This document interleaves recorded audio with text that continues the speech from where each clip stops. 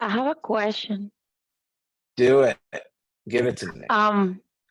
For a type of property that has extra rooms that was constructed, without a permit, it doesn't have any lines in the property. How would you price the type of property as an income property? Not I don't understand the question. okay. How would I price this type of property based on it's an income property and not for the how can I put this together? What does an income property mean? Aren't all properties income Well, if they you rent build. them? Well, yeah, they rent the property. Originally it's a 3-2. It was a huge house, and they built 3 kitchens, 3 more bathrooms. So they are renting the property like that. But in the books, in the city, it's not. It's a 3-bedroom, 2-bathroom. So if they want to sell the property, I think it doesn't have any lines of property, but they want to know how much more they can get because they think it's an income property. I'm sorry, who's they? And are we talking about city? Are we talking about the appraiser? No, the persons that want to sell, the owners, I'm sorry, the owners that want to sell the property. Okay, so I'm sorry, what about them? They want to sell the property for a high price because they think it's an income property because they have it rented out. Okay. Now, for the records in the city, it's a 3-bedroom, 2-bathroom. Mm-hmm. In reality, so how many bedrooms does it have? 8. Okay, so there's 8 bedrooms. Okay, you guys see, we did all of this, and now let's just get to the facts. So it has 8 bedrooms. How many entrances does it have? 3. So it has 3 entrances. Okay. How many meter boxes? 2. Okay, so how does that work? Well, they built years ago, I guess, kind of like an efficiency. I'm asking because you said it's an income property. They say that. I did. But you need to market it as such if you're going to list the property. Yes. So you guys see, guys, we had this big giant scenario, and we're just bringing it down to the least common denominator, which is how many units is it? How many bedrooms? How many electrical boxes or meters? Because if there's 2 meters, but there's 3 entrances, how does the electric work? I really don't know. But you're not an electrician. So the question becomes, disclose. And I would team up with an agent that can help you navigate this. Because on a scale of 1 to 10, a 10 being complicated, this is a 46. And I'd hate for you to not know what you don't know because you don't know. Yeah. Yet you already know that it's highly illegal, and you're trying to sell a highly not up to code property as a newer agent. Yeah, I haven't taken the lesson yet. But talking that through, why not have a point of resource through this intense transaction? Okay. Which is a property that has 8 bedrooms, but the city says it has 3. It has 3 kitchens for the 3 different entrances, but one of those kitchens, when you run the blender or the oven or the refrigerator, is on another unit's meter. So that way, But you're going to sell it. Okay. So how do you explain that? Yeah, I don't. There we go. I don't know how they did that. It's crazy, but But how they did it, and now you selling it, especially if there's a reoccupancy certificate necessary, which there may or may not be, depending on the municipality. So, rock on. All right, guys, thanks for coming. We're gonna do one more of your questions. I just want to say hello to the folks that have come on since, because we're at 12 online. Steve, how many do you have in the training room? 2? Awesome. So again, guys, I have prepared a presentation on the personality styles.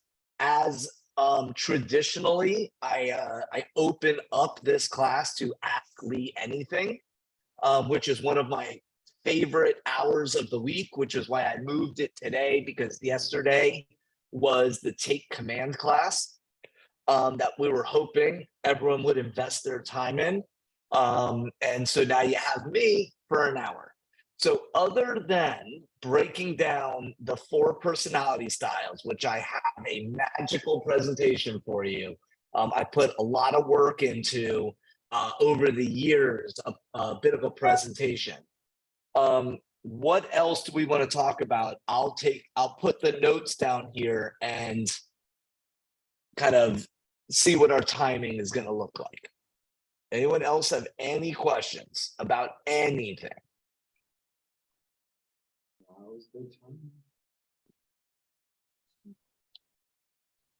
All right, Ariana, do you have another question? Yeah, you said you had another question to ask, no? no, Okay. no, thank you. Perfect. Okay. All right, guys, let's do this. So what I'm going to do is I am going to share my screen. And let's make that. Let's do it like this. Share screen. Here. And here. All right. Can you guys see the disk? Yeah. Perfect. Yes. All right. So what I want you to see is DISC. Driver, expressive, amiable, analytical. All right, so that's what the letters stand for. Driver, expressive, amiable, analytical. So let's dive in. Let's dive in to who they are, what they are. So before I do that, let me stop sharing. So there's no such thing as a good or bad personality style. Let's be very transparent. There's not one that is better than another. There is simply, it is what it is. There's not one style that's a better salesperson than another. So why is understanding and knowing personality styles important? Well, because versatility is being able to adapt to a variety of different people in a variety of different ways. Versatility, the ability to adapt to a variety of different types of people in a variety of different ways. So we are all one personality style. That is our natural style. Under pressure, we may have a second or a secondary style. So don't overthink it.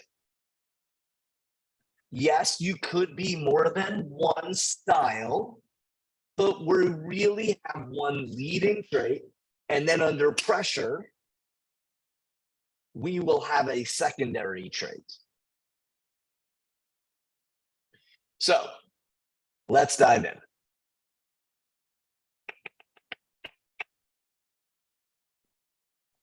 So let's start with the analytical, which is the C. The way that many analytical personalities communicate is they are slow talking, they are slow moving, they are slow in decision making. The more information you provide to them, the better. They are very precise and they avoid conflict like the plague. They will not seek drama. They will not seek conflict. They will run away from it. So an analytical won't care how you are dressed. They won't care about your designer shoes or what brand outfit you have on. They don't care. That's not in their DNA. But they will dress nice, but they will not bring attention to themselves. So when you're in the house or observing or hanging out, these are little things to piece together about the C, or the analytical personality. Now, they will think and overthink to the point of inaction. They will analyze in circles to the point of getting so sick and tired, they just stop or don't make a decision on something. Their main motivator, when as a salesperson, the main motivator of communicating with them is order and system. You have a system, you will maintain order, you have attention to detail. That is how you communicate with them. You share this. And if you don't, you fake it till you make it. You fake it till you make it. Because if you communicate with people the way you like to communicate with, you will push away the other 3 personality styles. You will push them away, which means you will push away 75% of the possible transactions you can do. Versatility, the ability to adapt to a variety of personalities in a variety of ways. Versatility. So these folks that are analyticals are artists, musicians, actors, authors, architects, CPAs, folks who love numbers. Like if someone's like, I love math. Math's awesome. They very well could be an analytical personality. Now, in communicating with them, Ariana, is ask, what else can I add? What else would you like for me to do? Because if you're not thorough, they will hesitate. So asking them, what else can I do? Or what else would you like for this to be a win-win relationship? It's that important. It's important to them.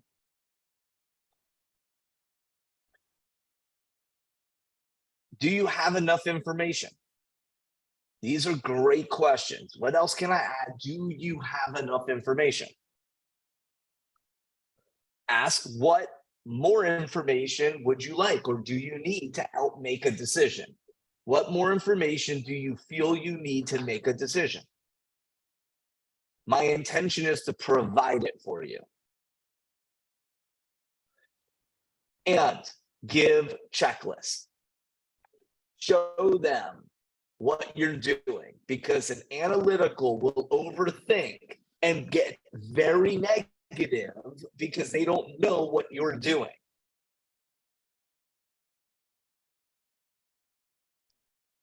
And they are very slow and avoid conflict again. So we're gonna come to this in the macro. So who else avoids conflict? The S. The S. This is the amiable. So the amiable is a supportive person. They put others' feelings and needs above theirs. They put others' feelings above theirs.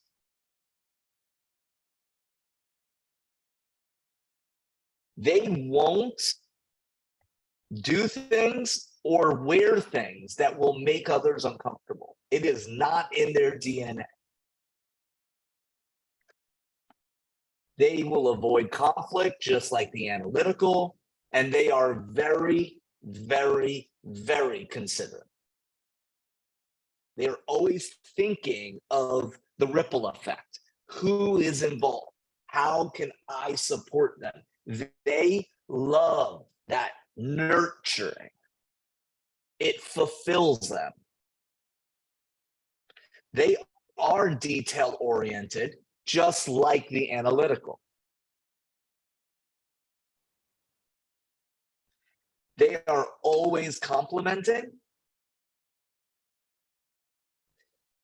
and they are extroverted, and they have a desire to be around others. So they enjoy being around others and avoid conflict as much as possible.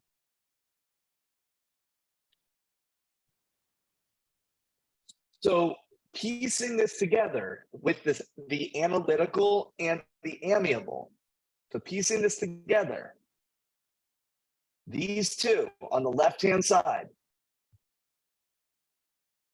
are slower to make decisions, and they will always avoid conflict. Now, here's a little kind of unofficial test of who is amiable versus the other three personality styles. When you go on a trip with a group of friends, when you go on a trip with a group of friends, who's that individual who will bring snacks and drinks for everyone else?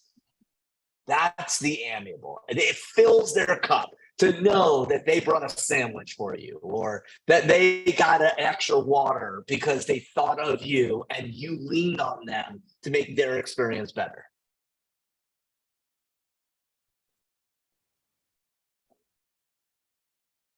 Frank, can you take your video off? Because it looks like a strobe show over here, and it's kind of distracting. So if you could just take your video off, that's awesome. Appreciate you. Appreciate you. All right. So now let's go to the expressive. The expressive. So I love the comments, guys. Keep them coming. I put them in my other screen so that they're not popping up on here. So the I, expressive. All right, I gotta fix this. There we go. Stop video. Their main objective for the expressive, the I, is to be an influencer and talk to people. They get their energy by talking to people. They want to be loved by everybody. The expressive gets their energy by people wanting to talk to them and giving them attention.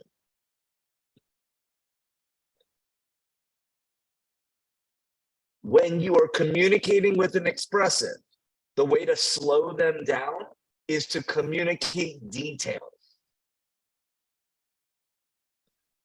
Details, because it almost, you'll see steam coming out of their ears. So how else will we know who an expressive is? Well, they're going to do things verbally, non-verbally, physically or not physically, to draw attention to themselves. you guys may be already picturing people in your world that this is check, check, check, check, check. Because the expressive is fairly easy to view. Because they're usually the life of the party. Now, the expressive theoretically will drive a trendy car, they will dress trendy, and they will wear bright colors. The analytical will not. And if they do, you would be able to tell that maybe their secondary personality is expressive. The amiable won't dress like that regularly, maybe to go out a time, but as a regular wardrobe reserve, where the expressive's wardrobe is, I'm going to do it so that people like me.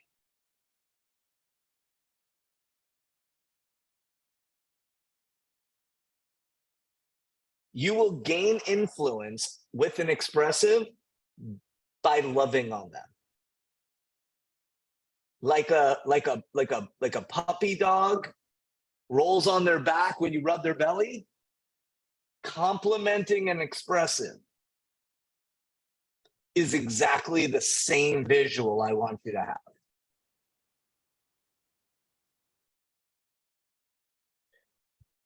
Expressives will talk fast, walk fast, act fast.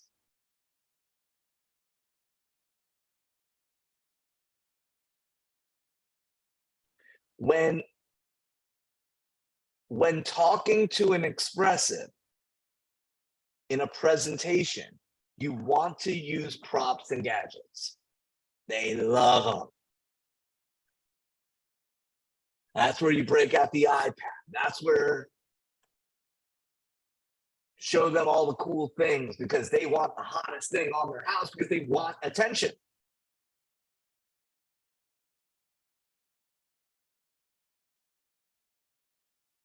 They are competitive by nature. So share with them that type of dialogue. We're going to create a competition. We're going to compare your house with the other houses on the market.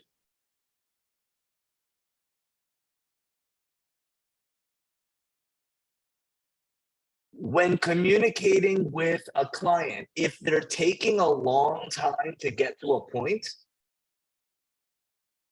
talking in circles, talking to hear themselves, but they're not getting to the point, they may be an expressive. They use the word I a lot. A lot. Where the amiable would say us or we. The little nuances of paying attention to the little things, guys, is what versatility is all about. So pulling out a little bit here, the amiable and the expressive are extroverts. They need people. They want people contact. It fills their cup. Whereas the driver and analytical, they don't need people in their world to be fulfilled.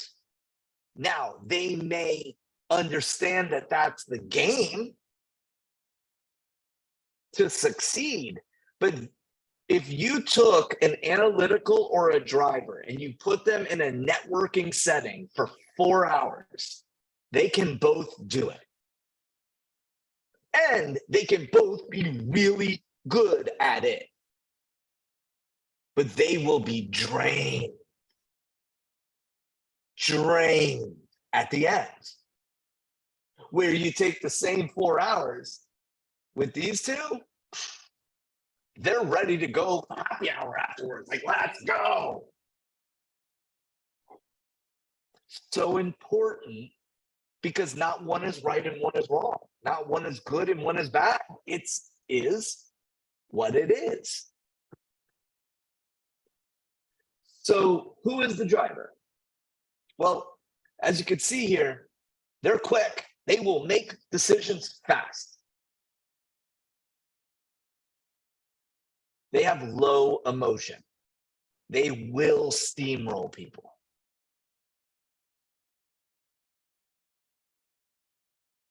Bodies on the floor. It is what it is. The driver is a steamroller because their goals are that important to them. Their outcome is that important to them.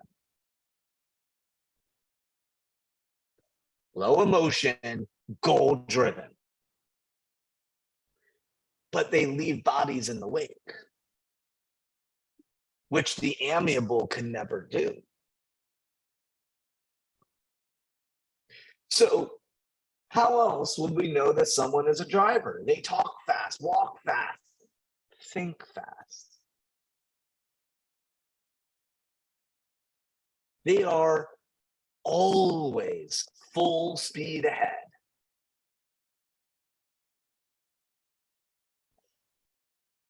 They will make quick decisions.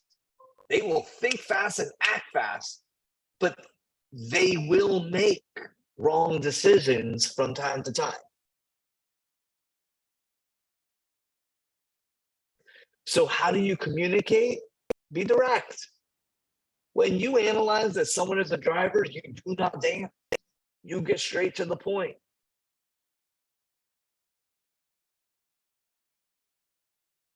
They will dress nice, but they won't be a peacock like the expressive is. And what I mean peacock is what a peacock does. Look at me. It's beautiful. But to communicate with the driver, they just want things done. Check them off the list. Let's go. Task oriented. Got it. Cool. That's what we're going to do. I believe you. Go. Results. Give it to me. Drivers will delegate, but they compete. They are highly competitive.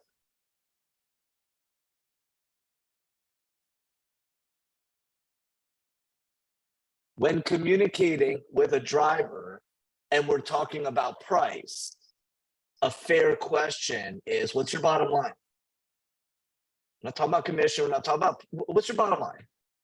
What do you want to net? As we pull out to this, there you guys go. That's the outline. So in the prequal, when we communicate with a seller and we schedule an appointment and we are going through the prequal, what we want to do is ask a very impactful question. What will you please briefly describe the home to me? Will you please briefly describe the home to me? How they answer that very well will fall into one of the 4 personality styles. So let's dive in. And where did it go? There it is. So will you please briefly describe your home to me? Well, I have 1,972 square feet. The master bedroom is 15 by 14, and the backyard is 120 by, and it's 1,642 square feet, the lot. Like, that's the analytical. Where the driver is going to be like, it's 3 bedroom, 2 bath. Like, why are you asking me that question? The expressive is going to tell you a story. like a full-on story of, hey, just please briefly describe the home to me. And then the amiable is going to describe the neighbors, the area, the schools, the memories. Now, could they blend? Of course they can. But once you understand the fundamentals, once you guys as professional real estate agents have the foundation, the next step is practicing this, piecing it all together.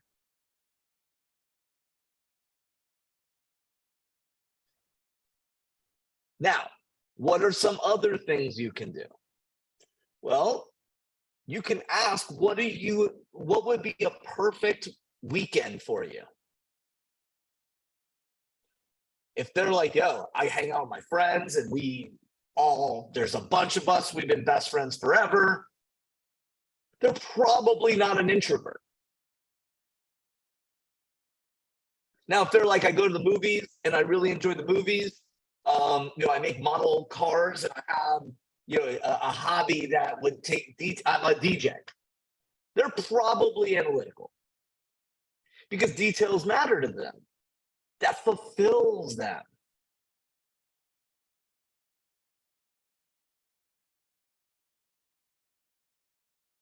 So that's 30 plus minutes. Let me stop sharing. What are some takeaways or some ahs from those of you on here? We got 14 plus whoever's in the training room. What do we take away here?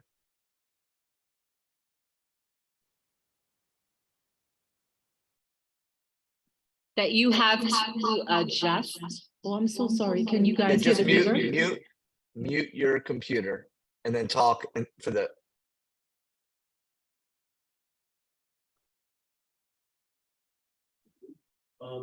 Okay, so Yeah. that we have to adjust. One of the things that's very important that you had said, you might not have said it in this class, but you said to find out what your personality style is. That's number one.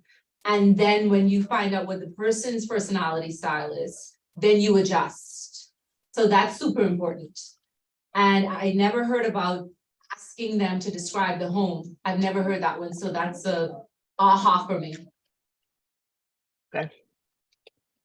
I believe it's question 13 on the prequel. Yeah. All right. Who's next?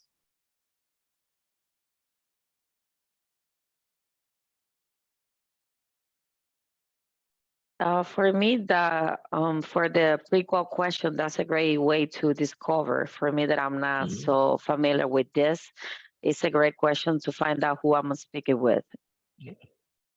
Yeah, and don't be afraid to get to know them a little bit more. What do you love about the area? Would your kids go to school? And get them to engage, see how much detail they give you, what words they're using, so that you can guide, and then you could ask questions to decide which one that they might be, so you can present the way they want you to present. Who else?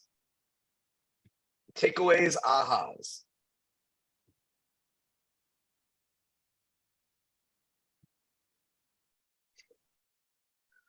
So the question was,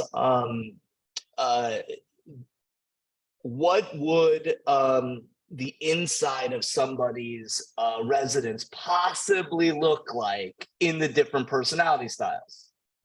Well, one would think that, let's turn it sideways, Steve. What does the inside of your, and I'm not saying Steve, I'm saying you guys, what does the inside of your car look like? Is it pristine, clean, waxed, detail oriented? Or do you have stuff just thrown in the back? because the expressive may keep the outside of their car clean, but the inside, Woo. again, moving fast, right? Moving fast. Do things quick. May make decisions quickly. So an expressive's car, if somebody's car is messy, they may be more of an expressive than an analytical. There you go. Because an analytical, if you were to move something in their house sideways, they know you moved something in their house sideways. Oh, they know. Yep. That coffee maker is out of place on the counter in the house too. It was moved to half an inch. Half an inch. Half an inch. That's a C. Yeah, for sure. Yeah. For sure. So what else? What else? Amiable will offer something to drink. The expressive will offer something to drink. Why? Because they want to engage. But the amiable for sure. And a little pro tip, whether you're going to drink it or not, accept it. Yep. Pro tip, accept the offering. Accept the offering. Tell you, I was at one property years ago, and they offered me something to drink, and it was one of the nastiest things I have ever. I didn't even know what it was, but it was almost like they were effing with me. Like, yo, is this guy gonna drink this? And I told him, sip through it, but I had no idea what it was, and I was like, let's see what happens. But You always accept survived. it. I You did. survived. I did. So, pro tip: always accept the offering. Yep. Okay. Steve, do you have anything to add? Yeah.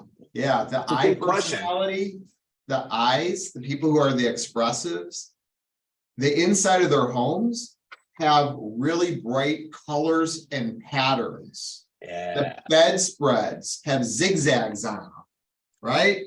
They have little twirly things, right? The S, those people have tons of family photos up on their walls. It's littered with pictures. The grandkids, you can't even see the face of the refrigerator, right? It's all family crap, right?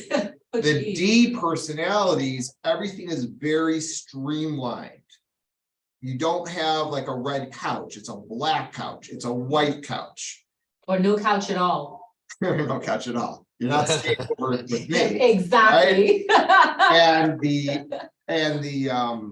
the C's, everything is perfectly lined up. If you open up their kitchen drawer, the forks are perfectly lined up and spoons are stacked perfectly. Wow. Right? So you can tell a lot about who they are based upon what you're seeing in the house. Now, one other thing too, because I love what you're doing with this class, is when you're pre-qualifying somebody, you're having a phone conversation, how they answer you determines a lot of times who they are as a person. If they give you really short, quick answers to your questions, they're a D. If they go into tons and tons of details, they could be the I. If they talk a lot about the house and the neighbors and this person, and blah, blah, blah, blah, blah, right? They're an I. If they talk about their family and they raise their kids here and oh my God, the memories, what are they? They're an S. Yeah, they're nice. They're an S, right? And if they're a C, they're asking you what is the actual percentage of homes that are on the market that are actually selling right now, right? So this kind of stuff really helps a ton. Yep. So this is going to go in our closed Facebook group for our office, and you guys will have access to it. I would have it. I would leverage it, and have fun with it, because it is what it is. everyone's one of each. And the more that we can adapt and adjust, the more folks will want to work with us, will choose to work with us. You bet. And if you find yourself as an analytical and you analyze to the point of inaction, stop it. Just stop it. Dimitri. It's that simple. Just Okay, stop it. Dimitri, Dimitri. Oh man. you're